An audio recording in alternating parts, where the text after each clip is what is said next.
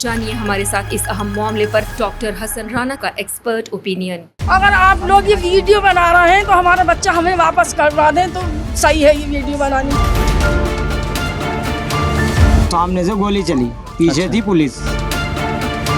Firing तो police ही कर रही थी, जाहिर सी बात है पुलिस की लगी। और भाई ने बताया जो सही बोल रहा है उसे गिरफ्तार करा जा रहा है, उसे सस्पेंड करा जा रहा है। कोई मुसलमान की ईमानदारी नहीं चली। अच्छा, कोई किसी गोली बुलेट का भी निशान था क्या? हाँ, सीने पे था।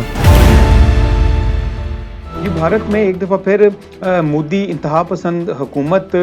के जो मज़ालिम हैं उस ही से मुतल्लिक एक नहायत ही ना खुशगवार वाक़या पेश आया था पिछले महीने में। ये असल में वाक़या कुछ यूँ है कि भारत का उत्तर प्रदेश का एक शहर है संभल। यहाँ पर एक जामिया मस्जिद जो है वो मौजूद है, जिसके बारे में कहा जाता है वो तकरीबन 400-500 साल पुरानी मस्जिद है और उसको मुगलिया दौर की मस्जिद जो है वो कहा जाता है, और जो कि जामिया मस्जिद संभल के नाम से भी मशहूर है। यहाँ इसके बारे में एक पटिशन दायर की गई एक इंतहा पसंद हिंदू रहनुमा की जानिब से कि ये जो मस्जिद है इसको 400 या 500 साल पहले मंदिर की जगह पर तामीर किया गया, यानी मंदिर को गिराकर तामीर किया गया। और ये जो पटिशन है ये 19 नवंबर को दायर की गई और इसमें नहायत ही एक अचंभे की बात जो है वो हैरत अंगेज़ बात ये है कि 19 नवंबर को ये पटिशन जो है ये दायर की जाती है और 19 नवंबर को ही जो अदालत है वो एक लोकल कमीशन जो है वो बना देता है इसका सर्वे के लिए, और 19 नवंबर को ही ये सर्वे भी कंडक्ट कर लिया जाता है। और वो सर्वे जो है वो इसी बारे में वहाँ पे कंडक्ट किया गया कि क्या ये जो मस्जिद है ये 400-500 साल पहले ये मंदिर को गिराकर तामीर की गई या फिर ये शुरू से एक मस्जिद है। यहाँ पर एक बात आपको मैं बताता चलूँ कि इंडिया का एक एक्ट है जिसको कहा जाता है प्लेसेस ऑफ वर्शिप एक्ट 1991। वो ये कहता है कि 1947 के बाद जो इबादत गाहें हैं उनकी हैसियत को या उनके स्ट्रक्चर को उनको तब्दील नहीं किया जा सकता, यानी जो मंदिर हैं वो मंदिर रहेंगे, जहाँ पर मसाजिद हैं वो मसाजिद रहेंगी, उनको ना गिराया जा सकता है ना छेड़ा जा सकता है ना। यानी इसका आम तौर पर मतलब समझना चाहें तो ये है कि उसको कोई दूसरा क्लेम नहीं कर सकता कि ये पहले मंदिर था या पहले मस्जिद थी। लेकिन हम ये देख रहे हैं कि जब से मोदी हुकूमत जो आई है इसकी जो इंतहा पसंदाना हिंदुत्व पॉलिसी पर मबनी जो ये तमाम तर पॉलिसियाँ हैं उसका ये नतीजा है कि आपने देखा कि बाबरी मस्जिद से ये सिलसिला तकरीबन शुरू हुआ और उसके बाद यानी ये सिलसिला आज तक जारी है। और यही वाक़या जो है ये संभल में पेश आया, जहाँ पर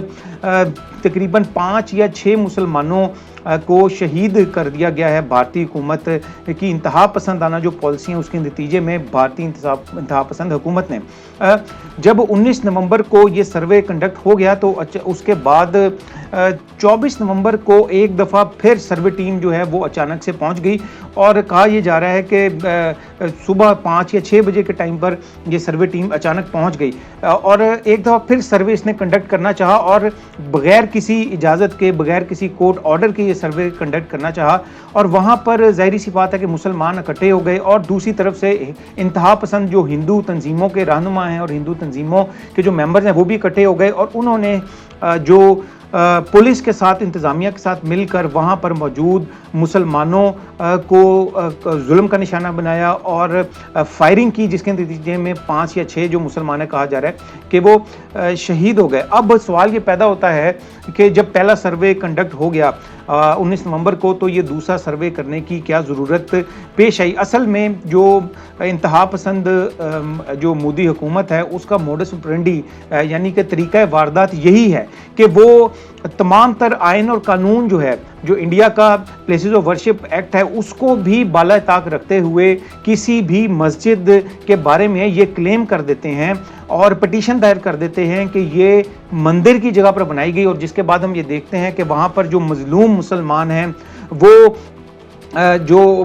انتہا پسند ہندو ہیں ان کے ہاتھوں جو ہیں وہ مظالم کا شکار بنتے رہتے ہیں. اور اس کے ساتھ ساتھ پچھلے کچھ عرصے میں آپ نے یہ دیکھا ہوگا کہ مسلمانوں کی جو عبادت گاہیں ہیں یعنی جو مساجد ہیں اور اس کے ساتھ ساتھ جو درگاہیں ہیں ان کو اسی موڈس اپرینڈی طریقہ واردات کے تحت مسمار کیا گیا اور مساجد کو شہید کیا گیا. اور اس کے ساتھ ساتھ وہاں پر جو ارد گرد کی آبادیاں تھیں مسلمانوں کی حتیٰ کہ ان کو بھی بلڈوزر سے گرا دیا گیا. اور اس کے بعد اس سے پہلے جو واقعات ہیں اور اس کے بعد جب مسلمانوں نے احتجاج کیا تو اس کے بعد ان کو احتجاج بھی نہیں کرنے دیا گیا اور ان پہ لاٹھی چارج کیا گیا, فائرنگ کی گئی, جس کے بعد جو ہے یہ اس قسم کے نتائج جو ہیں وہ ہم دیکھ رہے ہیں. اصل میں جو مودی انتہا پسند حکومت ہے وہ مسلمانوں کو مسلسل وہاں مظالم کا شکار کر رہی ہے. وقف بل ہو یا وقف املاک ہوں ان پہ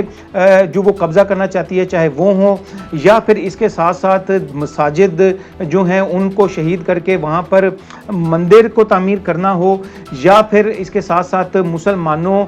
کی جو مقدس شخصیات ہیں ان کی توہین کی جا رہی ہے بی جے پی رہنماؤں کی جانب سے اور انتہا پسند ہندوؤں کی جانب سے. تو مسلمانوں کے خلاف میں یہ سمجھتا ہوں کہ یہ سلسلہ جو ہے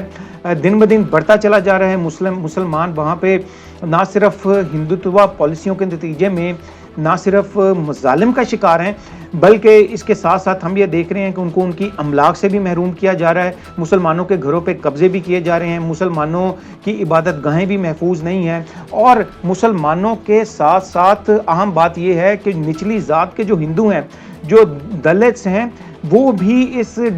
پرسیکیوشن کا شکار ہیں جو کہ ہندوتوا پالیسی کے نتیجے میں پیش آ رہی ہیں. میں آپ کے ساتھ یہاں ایک نہایت ہی اہم فگر جو ہے وہ شیئر کرنا چاہوں گا کہ یہ جو مساجد کو شہید کر کے وہاں پر مندر تعمیر کرنے کا جو سلسلہ ہے یہ ہندوتوا پالیسی کا ایسا تسلسل ہے کہ جس کے نتیجے میں آپ یہ دیکھیں